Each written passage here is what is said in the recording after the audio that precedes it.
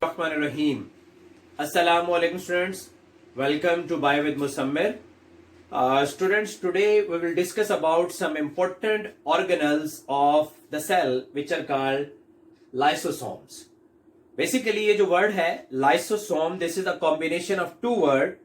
The first word is lyso के meaning है splitting, और जो word है some, this is from soma, और soma के मीनिंग होते हैं बॉडी. तो आप इनको कह सकते हैं कि दीज आर स्प्लिटिंग बॉडीज. अब ये स्प्लिटिंग बॉडीज क्यों इनको कहते हैं? क्योंकि ये स्प्लिट होती हैं गोल्जी बॉडीज से, तो दैट्स वाई इनके लिए हम वर्ड इस्तेमाल करते हैं स्प्लिटिंग बॉडीज. अब देखिए स्टूडेंट्स, लाइसोसोम को हम किस तरह से डिफाइन कर सकते हैं? तो अगर हम इनको डिफाइन करें तो lysosomes are single membranous spherical sacs. ये सिंगल मेम्ब्रेनस सफेरिकल सैक्स है, और क्या है जिनमें कंटेन डाइजेस्टिव और हाइड्रोलिटिक इंजाइम. इनके अंदर डाइजेस्टिव या हाइड्रोलिटिक इंजाइम्स मौजूद होते हैं. तो अब अगर आप देखें, ये मेरे सामने जो है एक लाइसोसोम है, और ये लाइसोसोम जो है इसमें आपको नजर आ रहा है कि इसके बाहर वाली साइड पे सिंगल मेम्ब्रेन है, और ये सिंगल मेम्ब्रेन जो कि लिपिड और प्रोटीन्स की बनी हुई है, और उसके अंदर वाली साइड पे आपको नजर आ रहे हैं कुछ एंजाइम है जिनको हम कहते हैं जी हाइड्रोलिटिक एंजाइम या डाइजेस्टिव एंजाइम का नाम हम इनको देते हैं.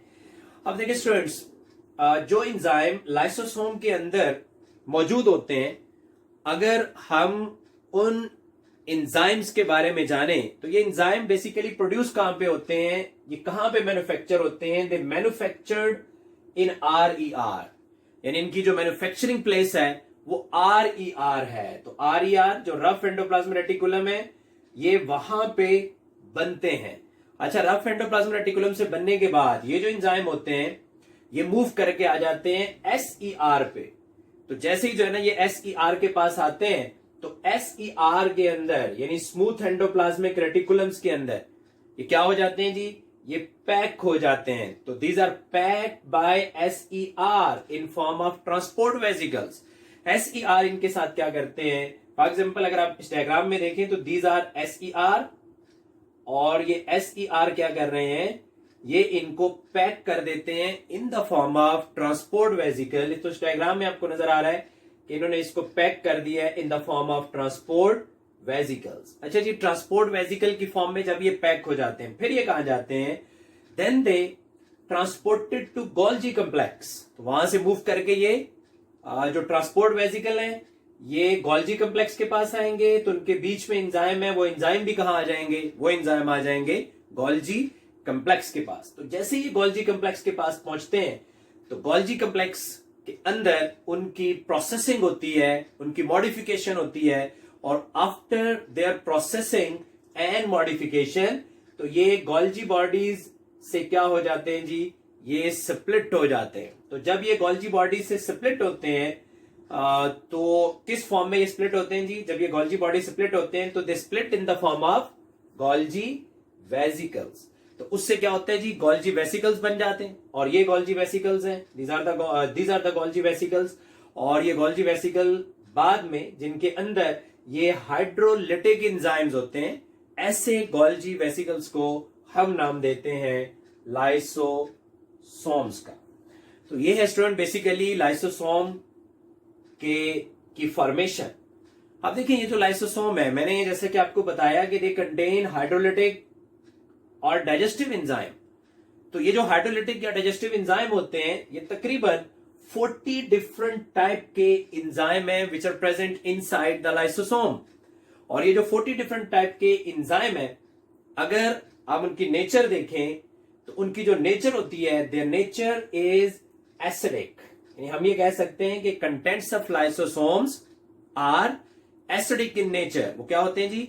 नेचर में एसिडिक होते हैं. अब देखिए स्टूडेंट, लाइसोसोम जो है ये बेसिकली 2 टाइप्स के हैं. जो फर्स्ट टाइप के लाइसोसोम है उनको हम कहते हैं प्राइमरी लाइसोसोम, और जो सेकंड टाइप के लाइसोसोम है उन्हें हम कहते हैं सेकेंडरी लाइसोसोम. अब देखिए इन दोनों लाइसोसोम्स के अंदर क्या डिफरेंस है प्राइमरी और सेकेंडरी में. तो अगर आप देखिए स्टूडेंट, तो प्राइमरी के लिए हम प्राइमरी को डिफाइन कर सकते हैं कि प्राइमरी लाइसोसोम जो है ये क्या है जी, these are newly formed lysosomes, यानी स्टार्ट में गोल्जी बॉडी से जो लाइसोसोम बनते हैं उनको आप क्या नाम देते हैं जी, उनके लिए आप वर्ड इस्तेमाल करते हैं प्राइमरी लाइसोसोम। अब होता ही है, देखिए स्टूडेंट, सेल जो है, फॉर एग्जांपल सेल जो कि फैगोसिटिक एक्टिविटीज के अंदर इन्वॉल्व हैं, और ऐसे सेल जो कि फैगोसिटिक एक्टिविटीज के अंदर इन्वॉल्व होते हैं, यानी वो जो फूड पार्टिकल वगैरह है उनको वो क्या कर लेते हैं, बाहर से इनगल्फ कर लेते हैं। फॉर एग्जांपल अगर आप इस सेल को ले लें तो इस सेल में आपको प्रोसेस नजर आ रहा है फैगोसाइटोसिस का, और फैगोसाइटोसिस में क्या होता है, फैगोसाइटोसिस के अंदर जो फूड का पार्टिकल है, सेल अपने साइटोप्लाज्म को उसके इर्द गिर्द फ्लो करवा के और उस फूड पार्टिकल को क्या कर लेता है, इनगल्फ कर लेता है। और जब सेल उस फूड पार्टिकल को इनगल्फ कर लेता है तो सेल के अंदर एक वैक्यूल बन जाता है, और उस वैक्यूल को हम नाम दे सकते हैं जी, that vacuole is called food vacuole. उसको हम फूड वैक्यूल का नाम दे सकते हैं। तो अब ये देखिए स्टूडेंट, ये जो स्ट्रक्चर आपको यहां पे नजर आ रहा है, this one is the food vacuole. उसकी वजह क्या है, इसके अंदर फूड प्रेजेंट है, तो दैट्स वाई इस वैक्यूल को आप नाम देते हैं फूड वैक्यूल। अच्छा, जब मैंने आपको ये बताया कि जो प्राइमरी लाइसोसोम होते हैं ये गोल्जी बॉडी से जब स्प्लिट होते हैं तो उस वक्त आप इनको प्राइमरी लाइसोसोम का नाम देते हैं। अब सेकेंडरी लाइसोसोम्स क्या है, सेकेंडरी लाइसोसोम में याद रखिएगा कि primary lysosome when fuse with food vacuole, यानी जो प्राइमरी लाइसोसोम है ये जब फ्यूज कर जाते हैं फूड वैक्यूल के साथ, तो this one is the food vacuole और this one is the primary lysosome. अब ये फूड वैक्यूल है और ये प्राइमरी लाइसोसोम है, दोनों की आपस में क्या हो गई, फ्यूजन। तो जब फूड वैक्यूल और लाइसोसोम आपस में फ्यूज कर जाएंगे, एट दैट टाइम आप लाइसोसोम के लिए वर्ड इस्तेमाल करते हैं सेकेंडरी लाइसोसोम। अब होता है क्या स्टूडेंट, देखें कि सेकेंडरी लाइसोसोम जैसे ही लाइसोसोम इसके साथ फ्यूज कर जाता है तो उसके बाद व्हाट विल हैपन, क्या होगा, उसके बाद ये होता है कि जो इसके अंदर फूड प्रेजेंट थी, ये फूड क्या होती है, ये फूड जो है वो डाइजेस्ट होती है, और डाइजेस्ट होने के बाद जो डाइजेस्टेड फूड है वो सेल को मिल जाएगी, सेल के अंदर डिस्ट्रीब्यूट हो जाएगी, और जो वेस्ट मटेरियल है वो यहां से बाहर निकल जाता है बाय द प्रोसेस एक्सोसाइटोसिस। और अब अगर आप देखें तो एक्सोसाइटोसिस के प्रोसेस के दौरान क्या होगा कि एक्सोसाइटोसिस के प्रोसेस के दौरान ये वैक्यूल आपको नजर आ रहा है वो यहां पे फ्यूज कर जाएगा, और उसके बाद ये मेम्ब्रेन जो है वो यहां से स्प्लिट हो जाती है और सारा का सारा जो है वो मटेरियल वो यहां से बाहर निकल जाता है, तो इसको हम कहते हैं एक्सोसाइटोसिस। तो एक आपके पास फैगोसाइटोसिस है and the second one is exocytosis. तो ये बेसिकली प्राइमरी और सेकेंडरी लाइसोसोम के बीच में एक डिफरेंस है। अब देखिए स्टूडेंट, ये जो लाइसोसोम्स होते हैं अगर आप इनकी प्रेजेंस देखें, तो अगर आप इनकी प्रेजेंस देखते हैं तो they are present in animal cells, ये आपको एनिमल सेल्स में मिलेंगे, क्योंकि एनिमल सेल के अंदर ही डाइजेस्टिव या हाइड्रोलाइटिक एंजाइम्स होते हैं। लेकिन होता ही है स्टूडेंट के सम टाइम साइंटिस्ट ये कहते हैं कि जो प्लांट सेल का जो लार्ज सेंट्रल वैक्यूल है, और इसी तरह से फंजाई के अंदर जो वैक्यूल्स वगैरह होते हैं, सर्टेन वैक्यूल्स, उनमें भी कुछ एंजाइम होते हैं, और साइंटिस्ट ये कहते हैं कि प्लांट सेल का जो लार्ज सेंट्रल वैक्यूल है वो भी क्या करता है जी, लाइसोसोम के तौर पर एक्ट कर सकता है। ठीक है जी।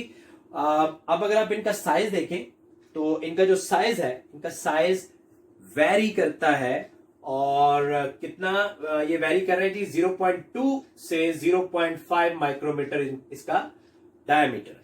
लाइसोसोम के स्ट्रक्चर को अगर आप देखते हैं तो लाइसोसोम का स्ट्रक्चर बड़ा सिंपल है, ये सिंगल मेम्ब्रेन बॉन्डेड वेसिकल्स है, और ये जो सिंगल मेम्ब्रेन बॉन्डेड वेसिकल्स होते हैं इनके अंदर क्या होता है जी, एंजाइम होता है। अगर आप इनको देखें तो ये आपके सामने जो है वो सिंगल मेम्ब्रेन बॉन्डेड वेसिकल है, और इनके अंदर जो है वो आपको नजर आ रहे हैं जी एंजाइम है।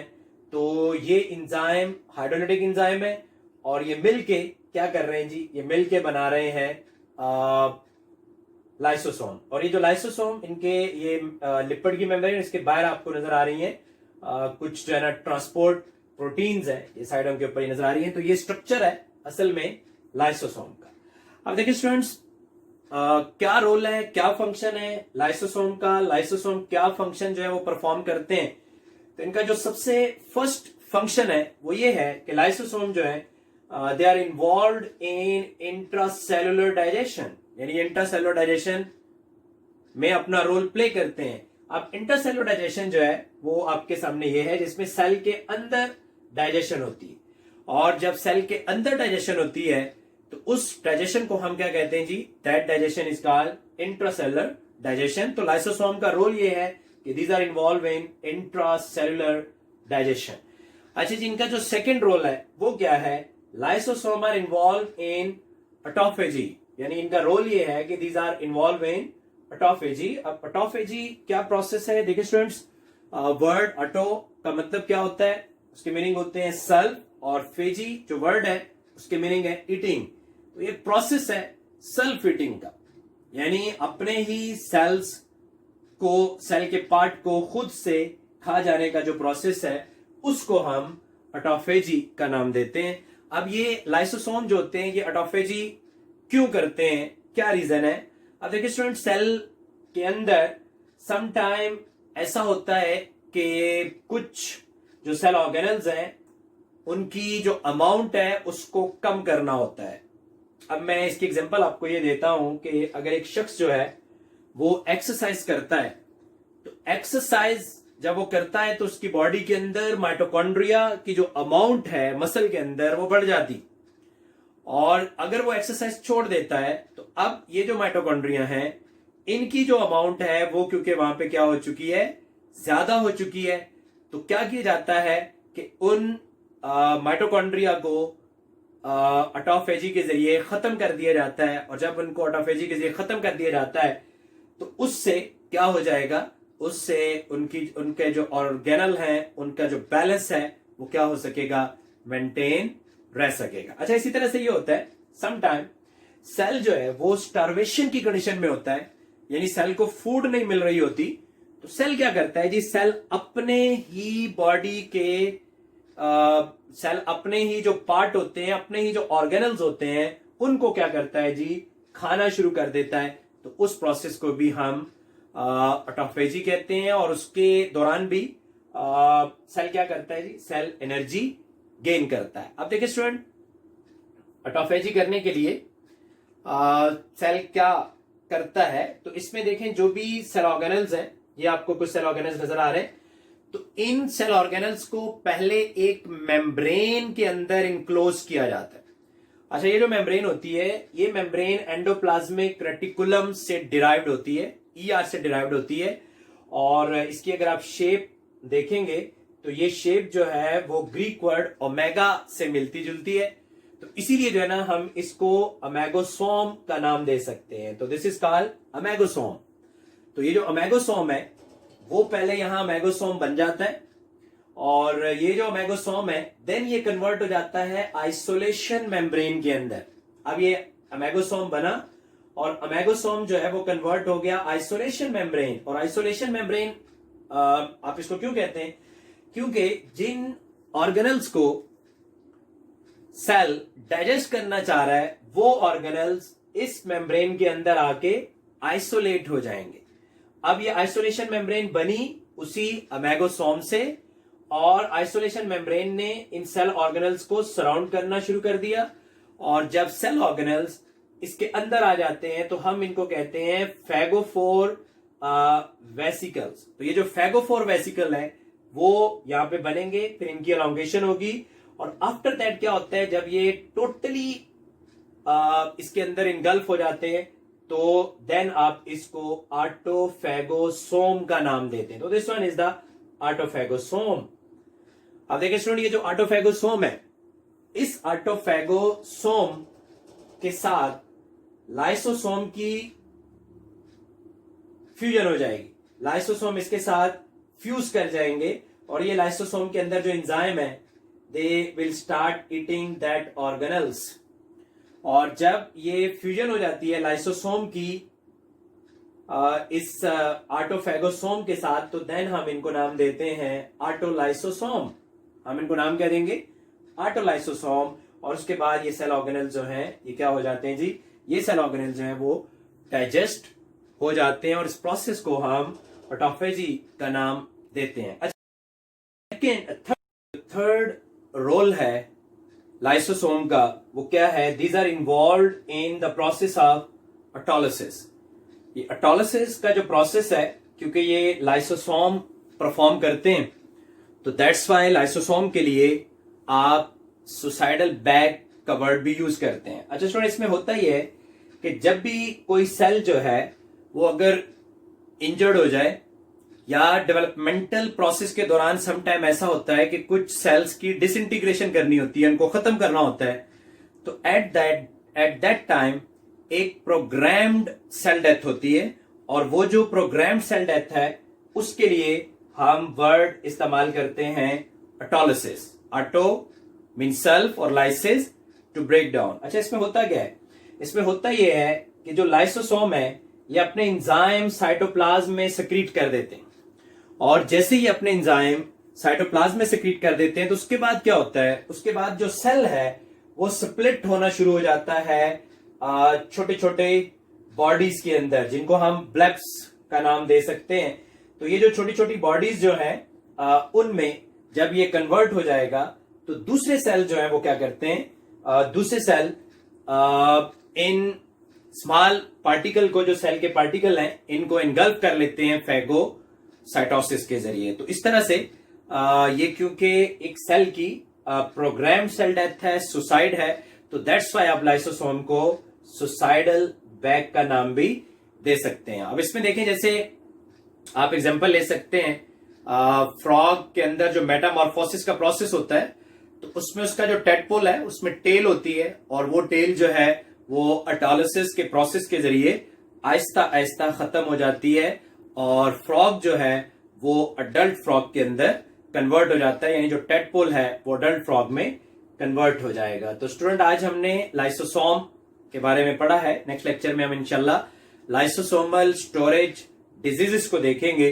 तो आपसे नेक्स्ट लेक्चर में मुलाकात होगी। मुझे इजाजत दें। Till that time, Allah Hafiz.